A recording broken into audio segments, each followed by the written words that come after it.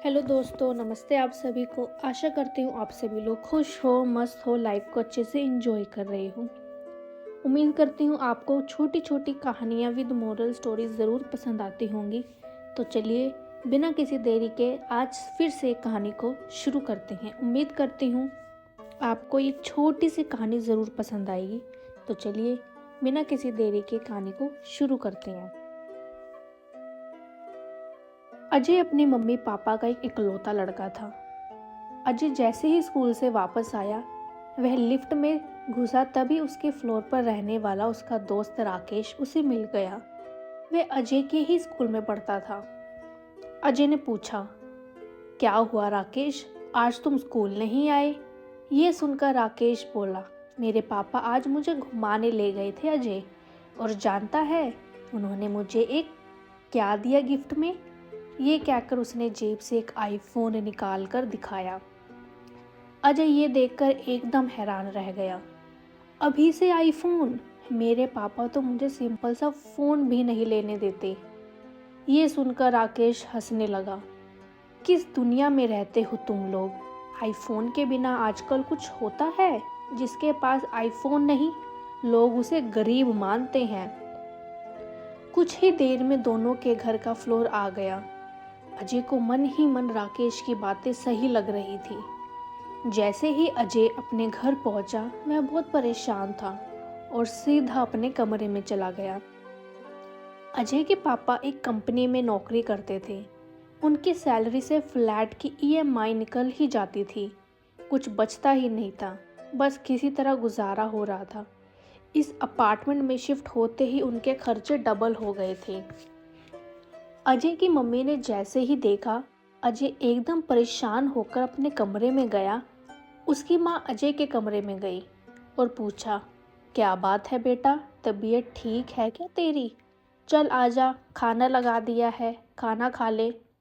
अजय ने लेटे लेटे ही जवाब दिया, मुझे भूख नहीं है। अजय की माँ समझ गई थी कि ये किसी बात पर ज़रूर गुस्सा है। वह बोली, मुझे पता है। मुझे बता, क्या बात है? क्या स्कूल में किसी ने कुछ कह दिया तुझे?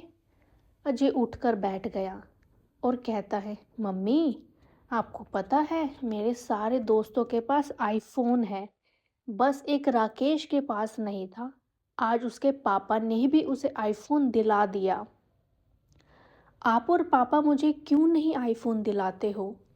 अजय की मम्मी आराम से अपने बेटे को समझाते हुए कहती है, बेटा अभी नहीं, बाद में दिला देंगे, अभी घर के बहुत खर्चे चल रहे हैं।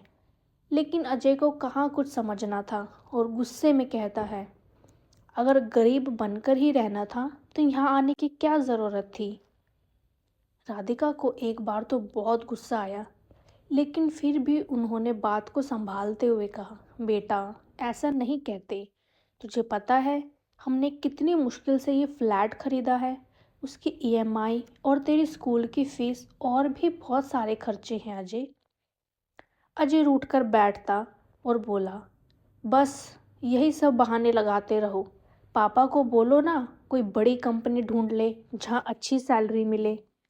राधिका को अब गुस्सा आ गया था और गुस्से में कहती है, हाँ तुझे लगता है तेरे पापा जानबूझकर कम सैलरी की नौकरी कर रहे हैं?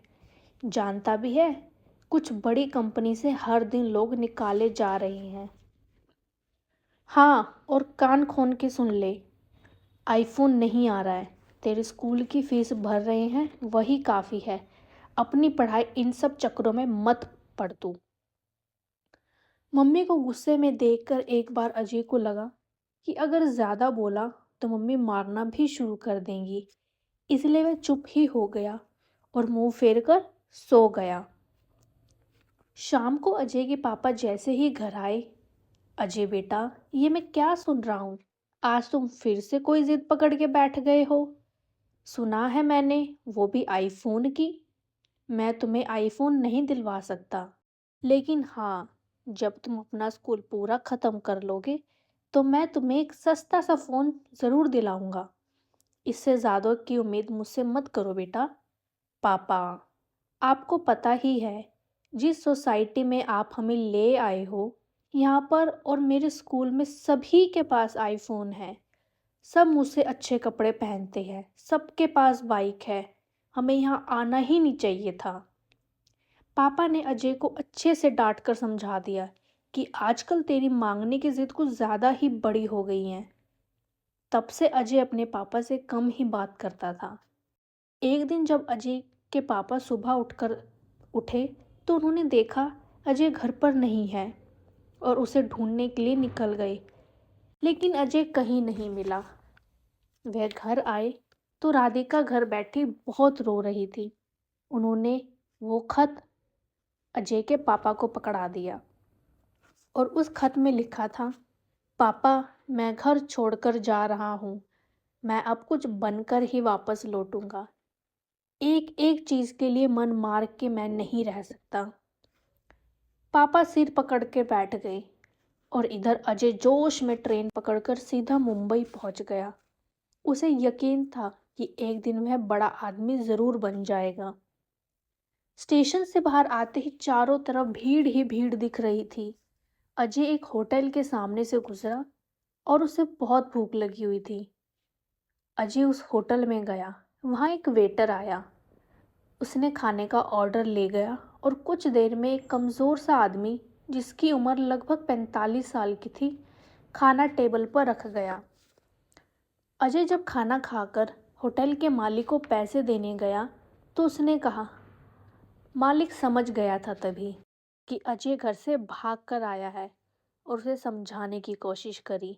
बेटा देखो, ये जो सामने आदमी खड़ा है, जो तुम्हें टेबल पर खाना रख कर गया था, ये बहुत कमज़ोर है।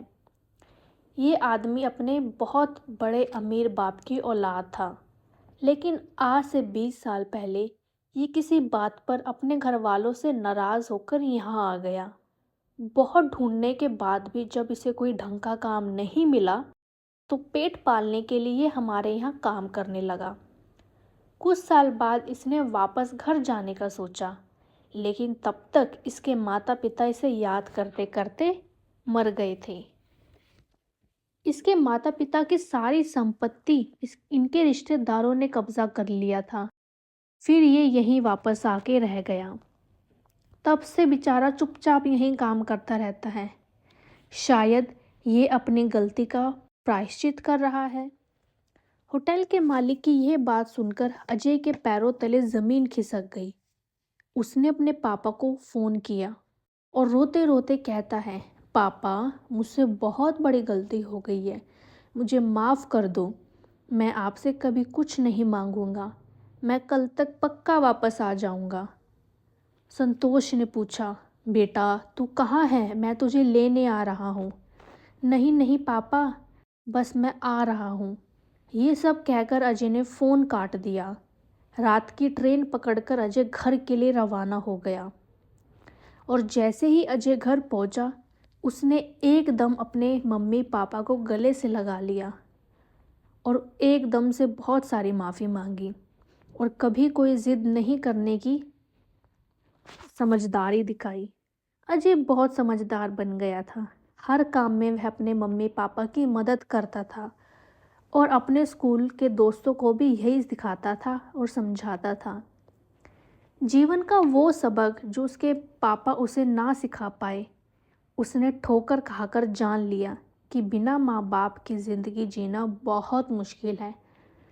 जो खुशियाँ घर में रहने में है वो और कहीं नहीं है। तो दोस्तों, ये मेरी कहानी आज यही ख़त्म होती है कि कैसे एक नौजवान लड़का आईफ़ोन की ज़िद करता है। आईफ़ोन की ज़िद के कारण वो अपने मम्मी पापा से लड़ता है और घर छोड़ने की बात सोचता है। हम में से अक्सर अभी भी ऐसे कई सारे बच्चे हैं जो ये सब सोचते हैं कि अगर हमारे माँ बाप हमें कुछ मना कर रहे हैं तो वो चीज़ वो हमें नहीं दिलाना चाहते। तो दोस्तों, जो भी माँ बाप अपने बच्चों को कुछ मना करने के लिए कहते हैं, उसके पीछे कोई ना कोई कारण ज़रूर होता है। तो उम्मीद करती हूँ आप वो कारण ज़रूर समझेंगे और अपने मम्मी पापा की ज़रूर हर एक काम में सपोर्ट करेंगे। उम्मीद करती हूँ आपको मेरी ये छोटी सी कहानी ज़रूर पसंद आई होगी। प्लीज़ मुझे कमेंट करके ज़रूर बताना कि आपको ये कहानी कैसी लगी है और बिना किसी देरी के मेरे चैनल को लाइक करना, शेयर करना और सब्सक्राइब करना मत भूलिएगा। ऐसे ही आगे छोटी छोटी मोरल कहानियाँ मैं आपके लिए ज़रूर लेके आऊँगी और उम्मीद करती हूँ आपको ज़रूर समझ में आएगी।